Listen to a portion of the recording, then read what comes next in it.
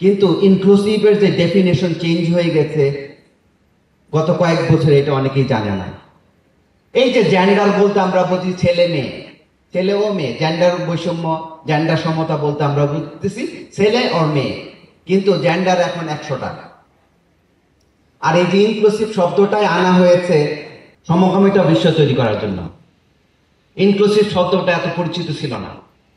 এখন যখনই বলা হবে ইনক্লুসিভ, তখনই ধরে নিতে হবে সমকামিতা আছে।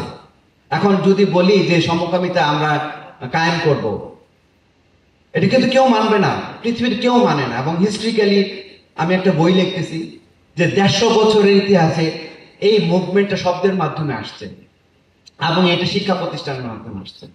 এটা মেইন গুরু হলো ইউনিভার্সিটির প্রফেসররা। আমরা অনেক সময় ভাবি ইউনিভার্সিটি টিচাররা অনেক মহান, অনেক মানে আদর্শ। It's not like that. যত ধরনের শয়তানি তত্ত্ব ইউনিভার্সিটি টিচারদের মাধ্যমে আসছে, তারা কিন্তু নিরীহ না।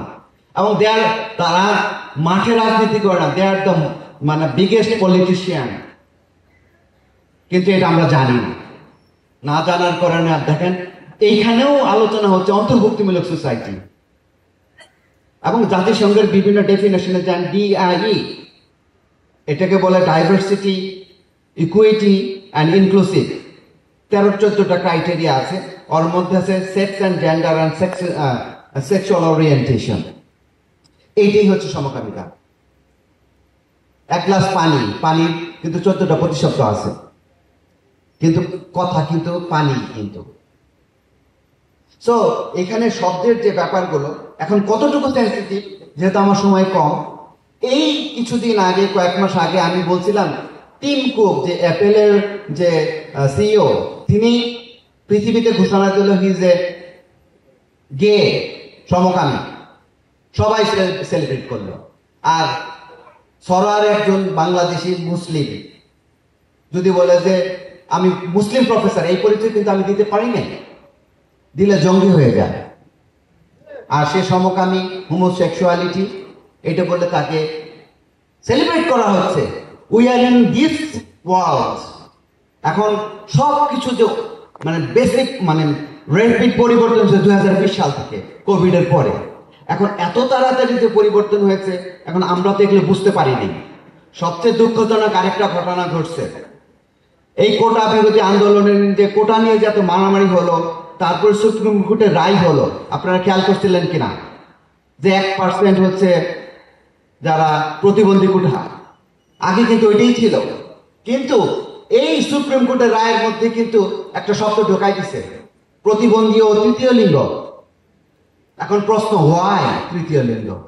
তৃতীয় লিঙ্গ শব্দের ইতিহাস কি?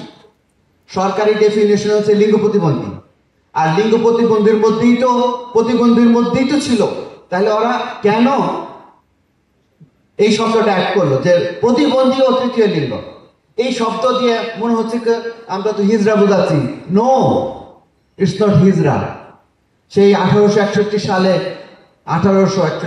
হাইনরিক উডলিক, তার এই মতবাদের প্রবক্তা, ওইটা থেকে সবকিছু LGBT ট্রানজেন সব আসছে। এখন এইটা অ্যাড করলো কারা? আমি সমন্বয়কদের কাছে যোগাযোগ করছিলাম, এটাকে ওরা কি জেনে বুঝে করছে? ওরা কি জানে? বলছে ওরা তো জানে না, ওরা তো এটা চায় না, কিন্তু এটা অ্যাড করা হয়েছে। কারা অ্যাড করছে? আই নো, আপনারাও জানেন।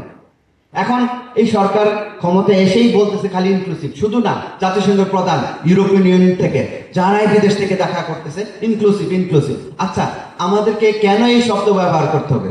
আমরা বাংলাদেশি না? আমাদের নিজস্ব শব্দ নাই? আমরা বলতে পারি সার্বজনীন। যখনই বলবে ইনক্লুসিভ, তখন আমাদের নৈতিক দায়িত্ব, ইমানি দায়িত্ব হবে ইনক্লুসিভ মানে কি বোঝায়, এখানে কি সমকামিতা আছে? এই প্রশ্ন বারবার করতে হবে। এবং এই প্রশ্ন করার জন্য আমি আমার জীবন নিয়ে শঙ্কিত। এখন এই নতুন বাংলাদেশেও আমি কিন্তু একা চলাফেরা করি না, আমার স্টুডেন্টকে নিয়ে আসতে আজকে।